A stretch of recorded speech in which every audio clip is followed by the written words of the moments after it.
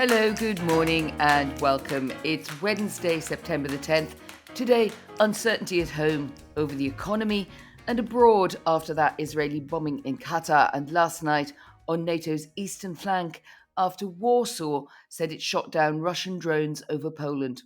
My name is Anne McElvoy from Politico. And I'm Sam Coates of Sky News. Welcome to Politics at Sam and Anne, the podcast that gives you everything you need to know about the day ahead in British politics in around 20 minutes. Now, on the domestic front, I've got quite a lot of leaks and intel from yesterday's cabinet meeting and the government's approach on the economy, which tell us a lot about where the phase 3 of the government is going to go next. But briefly, there's so much going on around the world, and let's start with how that is unfolding and how that's impacting Britain. Yes, indeed. And an overly eventful global picture is hitting home. The new Foreign Secretary, Yvette Cooper, had her first call with her US counterpart, Marco Rubio, discussing the stalled plans to end the Ukraine war and stopping Iran from getting a nuclear bomb and how that is proceeding. But as we've reflected, things are moving very fast in real time. That's right. There's particular sensitivity in both the UK and the US around Israel's decision to launch those airstrikes in Qatar that we saw on our TV screens yesterday. It was an apparently unsuccessful attempt to assassinate Hamas's political leadership. But the sensitivity, and I think, is in particular because the UK and especially the US military have a massive presence there. It's our sort of big go-to place. Qatar is the home of the largest US military base in the Middle East and home to the RAF, our own RAF in the region. So if you were wondering why the tone of Donald Trump's intervention overnight is pretty critical, more critical than he is sometimes towards Benjamin Netanyahu, I think that is why, obviously, Britain condemned that yesterday, and our own political leaders have been pretty damning. And what timing? Israel's President Herzog is visiting the UK today, due to hold talks with Keir Starmer this afternoon. Just yesterday, the Health Secretary, Wes Streeting, made one of the most outspoken interventions by a major cabinet member to date about the Netanyahu government's handling of the war in Gaza, saying it was leading Israel to pariah status, and effectively raising issues like that very controversial claim about using the word genocide in the context of Gaza that was tended to be avoided, if you like, by the more serious or the more senior end of the Labour parish, so that you can feel that much more heated response. Be interesting how that comes through in the Herzog meeting today. Yeah, we're just less than 2 weeks away from Keir Starmer having to formally make the decision on the recognition of a Palestinian state. He said he'd make it kind of roundabout now in the second half of September. Where diplomats, officials are expecting that to be the decision. Interestingly, Downing Street confirming the scoop that we told you, that Keir Starmer isn't going to go to the UN General Assembly this year, which is where most of the action is going to be around that. Nevertheless, we are still expecting the UK to do that. Donald Trump opposes that decision and will no doubt make that clear when he visits the UK for that state visit at the back end of next week. And so much else going on around the world, though, in parallel to just that bit of the Middle East. There's a meeting today of the E5, which is defence ministers, including our own John Healey, along with his counterparts from Germany, France, Italy and Poland on Ukraine today. And that's got particular relevance because last night, Warsaw confirmed Poland had scrambled jets to shoot down Russian drones. Now, this looks to analysts like the first time a NATO nation has directly engaged with what appeared to be Russian assets over its airspace for the first time since Putin launched his war in Ukraine in 2022. So many tricky issues there, and it just feels like everything in the world is going a bit backwards in global diplomacy. What's your take? Certainly worth noting, Sam, the situation in Kyiv and the intensification of the barrage of attacks on Ukraine, and especially on the capital in the last few days, and then those drones crossing over into Polish territory. All of that, as you suggested, be high on the agenda at that E5 meeting here in London today, the major European allies in the Ukraine war. And it does amp up the pressure there, particularly on Germany and on France. Poland, of course, will be very keen to defend itself in the circumstances, but are we any further really on revving up this support in terms of a serious military hardware and support to Ukraine? So I think that is going to be something we might see some movement on. I did my sporadic check in on the Kremlin website, always useful to see what's been said on the other side. And what's apparent is that there is precisely nothing, nichivo, since the meeting in Alaska of Putin and Trump. No more mention of hosting Donald Trump on Russian soil, which was a big talking point that was put out by the Kremlin. It is war, not jaw right now.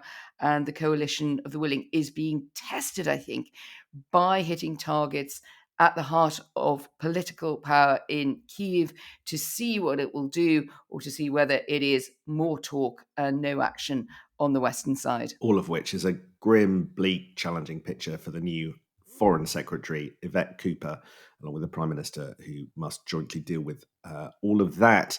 A pretty bleak picture of instability abroad, but is quite a lot of uncertainty at home. It's not the public tone, but there's quite a lot to bring you this morning that I've picked up after lots of conversations over the last few days about what's going on in government to do with the economy.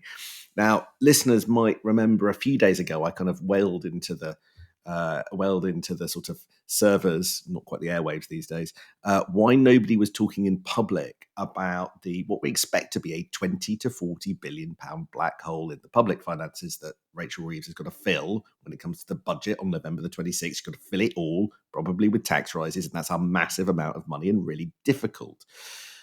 Well, it turns out this government is talking a lot about this in private.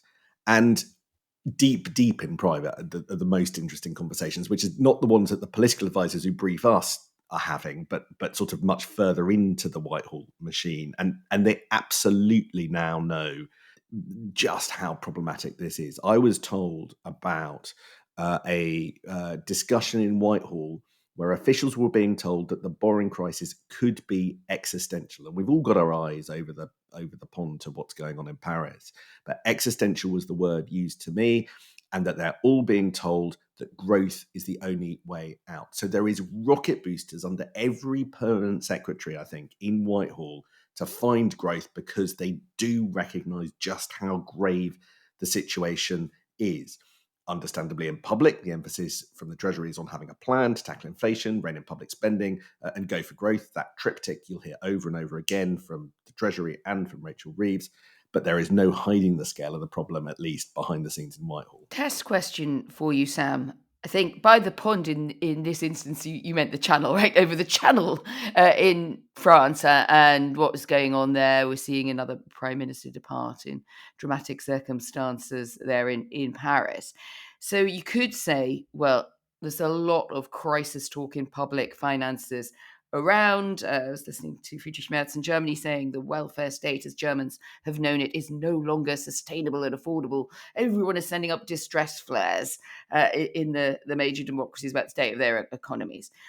Is this essentially what you're hearing, as you say, from deep in the heart of that Whitehall machine? The Britain is the new France sort of conversation, and what does it mean in terms of who's actually meeting and who's doing what? Is not just a major hand wring, is it? As you were outlining yesterday, Britain isn't quite the new France yet. I think the whole drive of Whitehall is to make sure that doesn't happen. And you very eloquently set out the reasons why, while Kemi Badenoch is raising the spectre of the IMF, we're in a materially different situation. None of that doesn't mean it's very, very serious. And there's a sort of all hands effort in Whitehall to make sure it doesn't get worse. Now, there's sort of stuff going on in sort of semi-public, above the line, to try and help this at the moment. So, for instance, there's a story out and about today. Financial Times goes into it about a new cross-government board to work out what to do with the economy and the budget. So that'll have figures like the PM's new economic advisor, Minouche Shafik, Treasury Minister Torsten Bell, who has an outsized role in the upcoming budgets. Tim Allen, the new Executive Director of Communications, who for years advised business, last in government in 1998, I believe. So that is being set up. So there are sort of formal structures now. Obviously, Keir Starmer's in that. And then there's a lot, and I just want to go through it, at yesterday's cabinet meeting. So the message that Rachel Reeves is trying to do, remember that triptych with three things that she's saying? She's saying we've got to keep an eye on public spending. And there are two parts to what she's saying here. First of all, the spending settlement that you got just before the summer, the 3 years that cabinet ministers, some of whom have changed, 3 years that were negotiated them, you'll keep those, right? We're not going to come for that money, we don't think. But you must live within your means. And in practice, what this means is the Chancellor is telling cabinet colleagues that they really, really can't reach into the reserve. There's a long history of Whitehall, whether it was for migrants and hotels or other things, just military spending dipping into the reserve. She is saying no more unless it's an absolute emergency, and if it is an absolute emergency, you must pay it back, which we are being told is a change of position. Yeah, that really is a stringent view of the use or possible abuse of reserves, isn't it? Because it basically stops that tendency of any department or anyone who can find their way, if you like, round the Chancellor to the Prime Minister say, absolutely need the money to do this now, and we'll pay it back as and when. I mean, it's just made very clear that effectively you can't get a very short-term loan from the reserve, and then you have to take it back from somewhere else. I'm wondering, though, Sam, whether you think this is a clearly intended as a discipline message, right? It's practical. Yes, it should help fill some parts of the hole, but it's really intended to say there is going to be now iron discipline on spending. Now, do you think that goes anywhere towards calming the markets? Because you could say this was actually what was expected anyway. We knew that there was a black hole. The government came in saying it was going to be very disciplined in fiscal terms. So, kind of what's changed? I think it is helpful if the government is signalling that they're not going to let spending get out of the control. I think particularly that is true in the sort of welfare space and some of the market movement. And the cost of 10-year debt, by the way, has come down a tiny bit since its highs of a week or two ago. But some of the market movement does reflect a worry that just that welfare bill is going to spill out of control. And you had comments from the new DWP Secretary, Pat McFadden, suggesting that he might come back in fairly short order to tackle that. That there are two audiences. There are the people that buy and sell UK debt who respond to these kind of public signals about whether or not the sort of UK borrowing is going to spiral out of control. And then there's the Office for Budget Responsibility, who ultimately will make the determination on how big the black hole is. We don't know yet. We're saying 20 to 40 billion pounds. We just don't know yet. A lot of that depends on what they do with productivity. But on this issue of the other stuff that they can do, there's going to be this drive on growth. Now, Keir Starmer came in saying that growth was his top priority, and this government's done a lot over the first year, but now they want to go further. So, as it were, think of it like this. They've done the easy bit, now they're going to do the really, really hard bit. Now, I've heard about comments from the new DEFRA secretary, the new Environment Secretary, who's Emma Reynolds, at Cabinet meeting yesterday. And anyone else has got this. Now, remember, she was a Treasury Minister, and now she is in charge of this jumbo complex, often overlooked department, Environment and Rural Affairs. Now, I think, by the way, the Treasury is delighted with her appointment and thinks that she's going to do a lot of what Rachel Reeves is hoping in the coming months to unlock growth, if that is possible. And I am told that she told her cabinet colleagues this. She said, in the same way when I was at the Treasury, I got rid of financial regulators, I want to take a tough stance on DEFRA regulators too, which implies she is coming for Natural England, the Environment Agency, and all of the like. So watch this in the coming months. And that is just I am being told, the first part of a much bigger jigsaw of plans that this government think is going to deal with growth, because they see some of the blockages that are associated with our nature rules and our habitat rules and our environmental rules as holding back growth still. So the government spent the first year of its time in charge actually coming up with a planning bill which dealt with some of the environmental rules. And this was what's currently in the law, it's not quite law yet, was a product of a huge fight between the nature lot and the planning lot and developers and ministers and different bits of Labour, and the sort of a compromise, some people think quite a good compromise come to. But now Rachel Reeves wants to come back for more, which, as you might hear in Yes Minister, is bold. They got a consensus with everybody about what to do about planning. Now they're going to come back. This does risk potentially going to war with the entire nature lobby? Are you going to scrap EU inherited nature rules, change the water bill to lower bills, but does that mean more poo in rivers? Now that really would be theatre if they go to war with that lot. Just a final point. If you go all out and take on the nature lobby, well, I've just never seen a government win that one. There are scars on the back of the Blair government. David Cameron will remember the attempt to sell off the forests and the fuss that caused that had to be abandoned. Boris Johnson tried it with sewage and net nutrient neutrality. Every government that has done this and lost. So fair dues to Rachel Reeves and Emma Reynolds. They appear to be thinking about doing what previous governments have thought is unthinkable and coming for some of this stuff. We don't know exactly what yet, but I've given you some of the areas. DEFRA is the place to watch. Who'd thought you'd ever say that? Indeed. It's sort of Chineseification of the way that growth quests and planning, if this all goes ahead as you suggest, and Emma Reynolds has obviously been very punchy in her first cabinet outing on this, it just sounds like, I remember covering it in China a few years ago, a so-called planning dispute, which just of course ended up, guess what, with everything being railroaded through. And there's long been that tension, hasn't there, in the British system about when you need something done very fast in planning, in infrastructure, etc. Like, what's the healthy balance there of that with kind of the nature lobby and with the green lobby? Now, it's interesting that you say no government has ever really won this, because it is true that it's exactly what Emma Reynolds has been charged to do with that Treasury background there. She feels very much like the Treasury's placewoman at DEFRA. But there will be legal challenges, there will be setbacks, and there isn't just one thing. Is it called the nature lobby? There's Natural England, there's many others who can come at her from different angles. So she could end up fighting many fights while trying to power this thing forward on deregulation. Bold minister. Right. That's a lot of chewy policy. Let's do some personality politics. Oh, yes. Back to the deputy leadership race, which is a reliable final item in the podcast. You get a tally at the end of every day of how many MPs are supporting each candidate. Bridget Phillipson is top on 44 and thinks she'll get to 80 by the end of the day. Lucy Powell is second on 35. That's quite a surprise. She's got quite a lot of welfare rebels, I noticed, as well as new intakers.